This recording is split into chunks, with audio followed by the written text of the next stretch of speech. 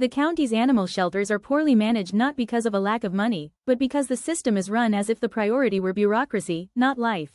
State of our animal shelters, it needs to be better, and we've had that conversation. And given that it does need to be better, are we really spending $1.5 million on PR?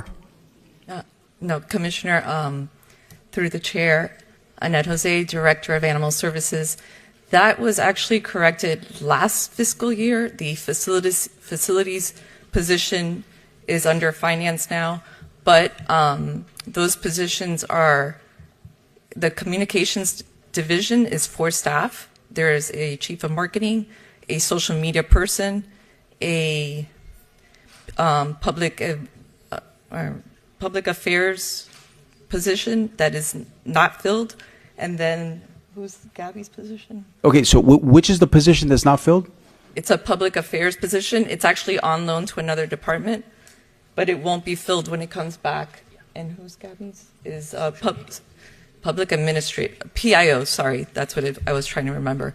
So those are salary positions, and yes, it's to help us with our educational campaigns that we do, with our public engagement, and with media requests. Is it a so it is for marketing. It's marketing staff. It's staff that PR. PR, not just PR, but also and public education. Engagement, public education, responding to the media, and yeah, it would be the salaries. So it's not marketing dollars that we're spending on print, for example. Through the chair. So it's through the chair.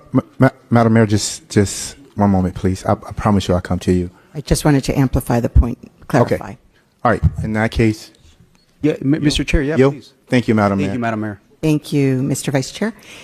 Just want to make the point that we all know that our challenge is getting people to adopt and foster our pets, and obviously we need to have a very high presence to do that, as well as to deal with some of the other relations issues. So it's actually a critically important function for this department. Got it. So it's for education and marketing to get folks to adopt. Absolutely. For $1.5 million for those salaries. And not to abandon their pets, and to foster, and to and media requests, which we get substantial media requests. And media requests. We have 62 people working in communications. So I'm just wondering, maybe we can figure out if there's any overlap with those 62 people and these positions. Commissioner, it's only four. We only have 4 positions, though. So got it. And they're very specialized. So when someone calls to ask about animal-related questions or media inquiries, it's very specific to our department. So when somebody calls, they're going to be talking to these marketing personnel people? One of our staff would be able to One of those 4 people is going to answer the phone. answer media requests. So it comes through an email usually, or a commissioner request, or a constituent request. Yes, they would be the ones, and it's very specific to animal services. Got it. Okay. In the 2025-26 fiscal year, the adopted budget for Miami-Dade Animal Services shows total operating expenses of $43.459 million. Of that total, salaries $19.786 million, plus fringe benefits $10.538 million, add up to $30.324 million, meaning approximately 69.8% of the budget goes to payroll and benefits.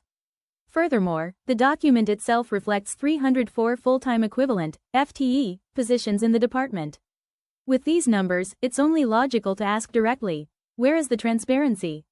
If almost 7 out of every $10 is spent on personnel, the public has the right to see what results that payroll is buying, with clear and auditable metrics.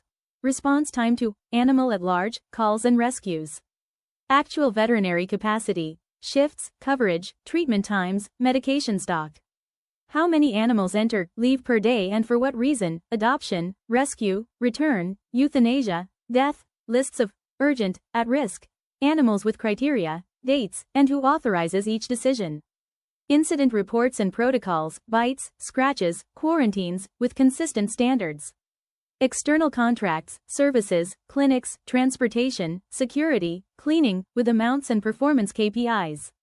This shouldn't be a favor. It should be published as a dashboard, updated and understandable to any resident. The contradiction that no longer holds water. The department's leadership has publicly stated that the budget exceeds $43 million, yet they present the problem as a lack of funds. But the budget shows a different reality. The money exists, it's being spent, and yet citizens continue to report chaos, institutional mistreatment, and decisions that seem to resolve with euthanasia what should be resolved with rescue, treatment, fostering, and adoption. The responsibility is political, not just operational. When the system repeatedly fails, the responsibility is not diluted. The chain of command leads all the way to the county mayor's office, Daniela Levine Cava. And it leads to the system's director, Annette Jose.